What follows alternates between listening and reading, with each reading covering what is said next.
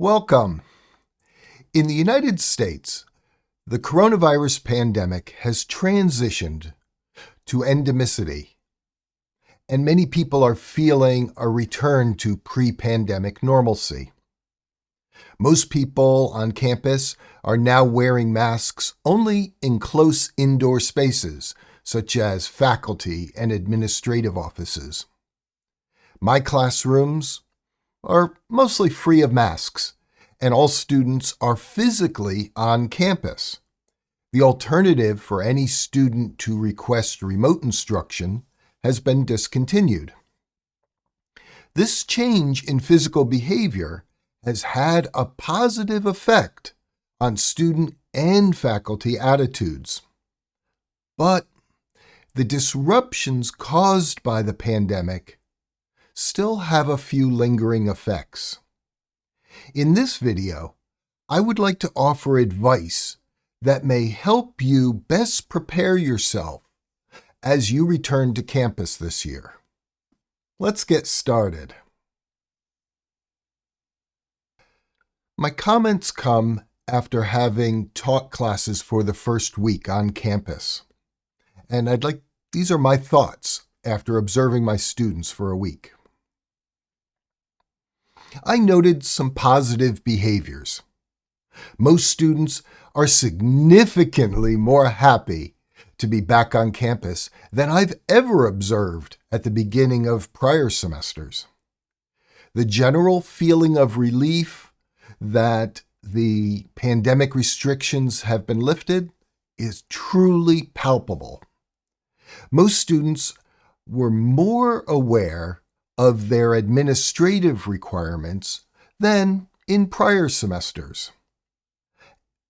Even though some faculty and students continue to wear masks, for the most part, most are going maskless, and this seems to have a positive effect on the feelings on campus. But I've also noticed a few negative behaviors in students. A fair number of the students, more than in prior semesters, are unaware of vital resources that are available to them on campus. Now, this could be caused by having spent a few semesters in online instruction, so there was no need to be aware of these resources, but they're still vital. Things like having access to network printers, knowing where to find free copies of required readings, such as textbooks and other expert readings. Usually these are available in the library.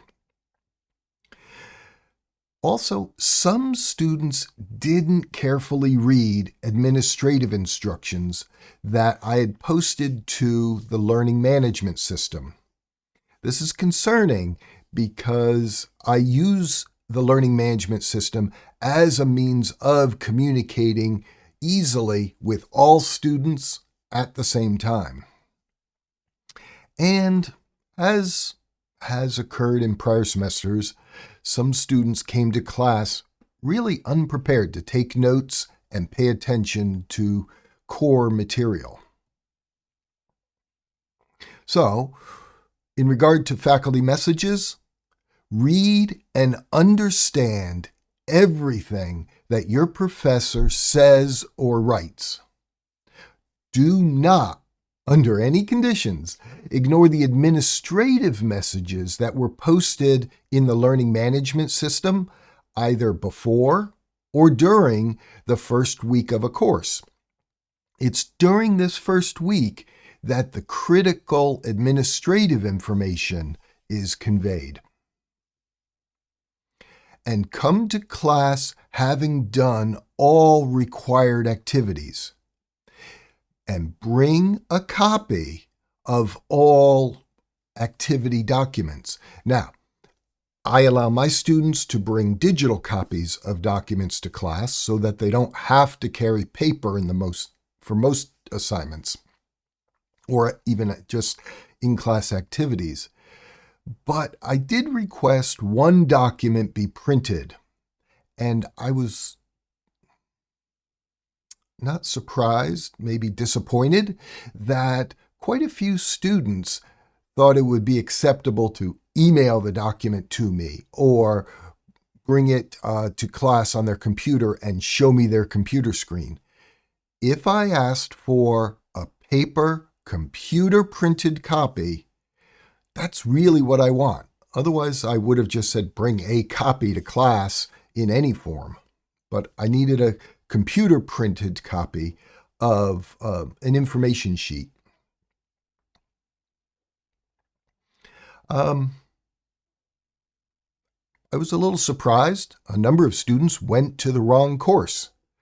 I don't mean the wrong class section or just the wrong room. I mean literally the wrong course, a course in which they were not registered. How that occurred, I'm not quite sure, but a number of students had that challenge. So I advise you to double check your class schedule. Know for which courses you're registered, which course section, and the building and room number of each class meeting. Have this written down. I know when I walked into the building for the first time this week, I had to pull out my phone and look at my schedule so I knew which classroom I had to be in, because my classes move around from semester to semester. Transitioning from distance learning to face-to-face instruction really requires being aware of both locational and temporal information. Online, if you're taking an online class, you just have to be aware of when the class starts so you know to log into class. But in a physical class, you also have to know where the class is being held. So that's why you need to develop skills at both locational and temporal awareness. Take very careful notes during class, particularly when during the first week, when a professor is giving administrative information. The details and the expectations of many course requirements are going to be conveyed only orally, meaning they're not going to be written down anywhere. So you have to pay attention to what the professor says. When it comes to assignments, for every course, make a master list of all assignments in that course. Seek to understand not just what is asked of you in each assignment and when each assignment is due, but seek to understand how the assignments fit together. How are they related? When you're taking research notes for one assignment, in the back of your mind, think about the other assignments in that course and ask yourself, what data can I acquire right now while I'm researching for one assignment? What data can I acquire that will help me in other assignments later in the semester?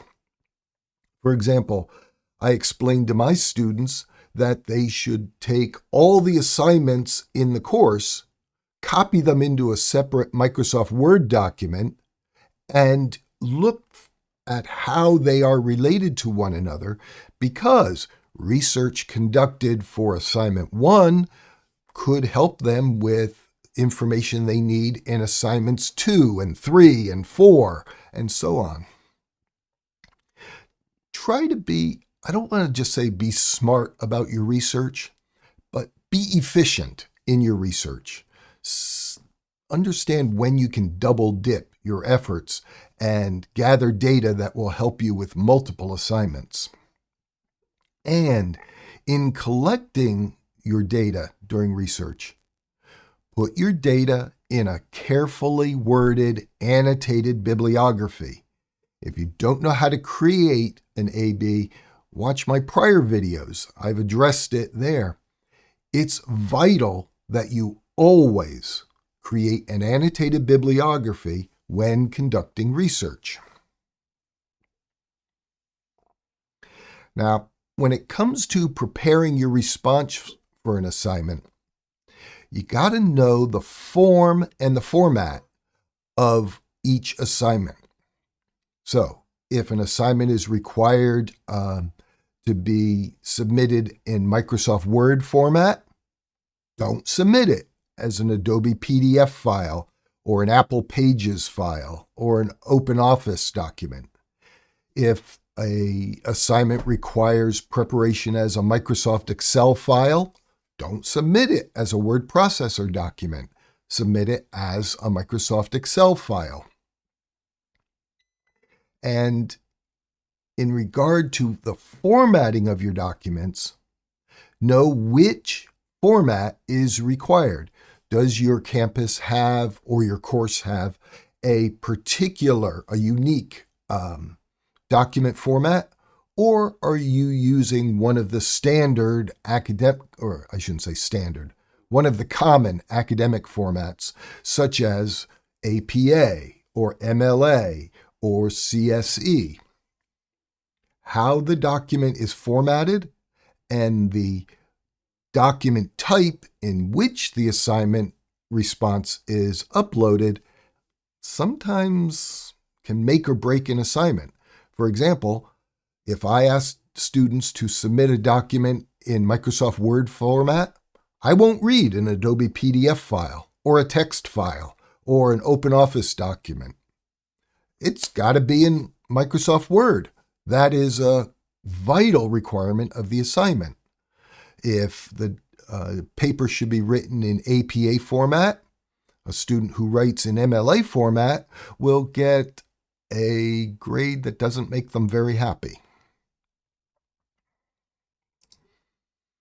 Learn about the IT services, the information technology services that are available on your campus.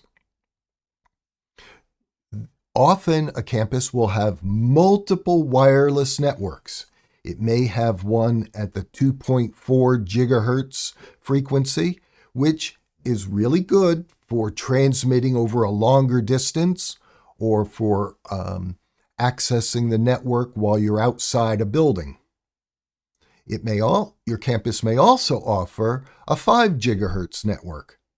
That type of a network is better for data transmission. It can move data a little bit faster than can the 2.4 gigahertz network, but it can't transmit data as far. So it's typically used only indoors and sometimes only within certain areas of a building.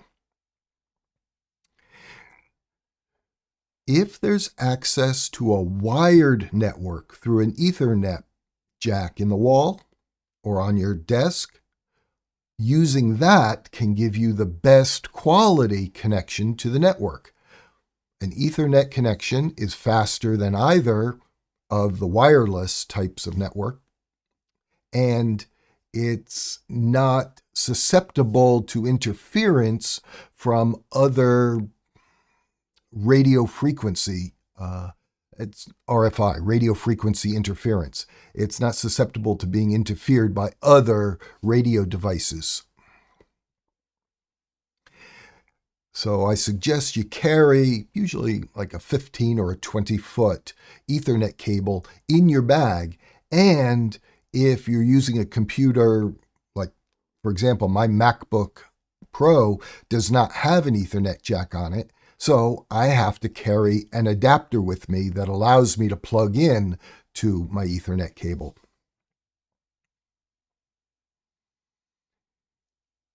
Know where the shared printers are on your campus and when each of them is available. For example, in this past week, when I assigned the activity for students to bring a printed document to class, many students said to me, "I don't have a printer in my room." And I said, "Yeah, but you have a number of free printers in the library. There are some down the hall. There are some in the work office. You got to know where these printers are and how to access them. If you don't know, call your campus IT support help desk. Those folk will be more than happy to direct you to learning where and when each of the printers on campus is available. Know how to reach your professors. Most professors will keep office hours. Go visit your professors every week or so. It doesn't have to be a long meeting. It could just be a hi, hello, how are you kind of meeting. But you want that professor to know who you are as an individual. And this gives you an opportunity to ask questions that you may not be comfortable asking in the classroom. When you wish to communicate with your professor outside of class and office hours, know how each professor wishes to be reached. Is it email or a message through the learning management system, SMS, iMessages, WhatsApp, some combination of all of these? Some professors prefer a phone call. Whatever the professor's preference is, respect that. And for example, I ask my students to communicate with me through the learning management system, SMS, iMessages, WhatsApp, any time of the day, but to only call me during certain hours because I like my sleep. So know what your professor's preferences are and respect them.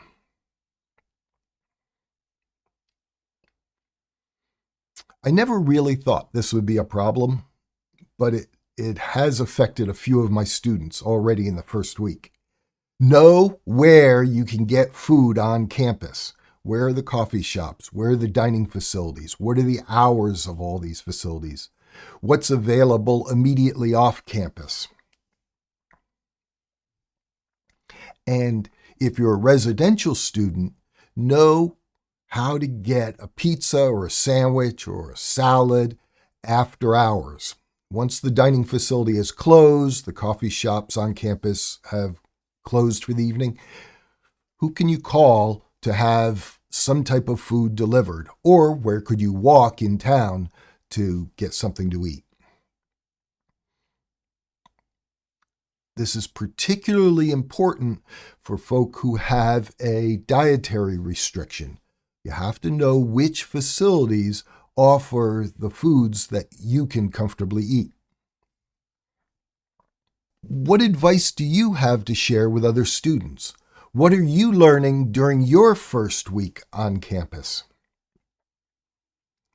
What's changed on your campus since the pandemic? Or what changed during the pandemic that's now returning to normal activities? Offer advice to other students in the comment section below this video and seek to use the commenting feature as a means of learning with other students who watch this video.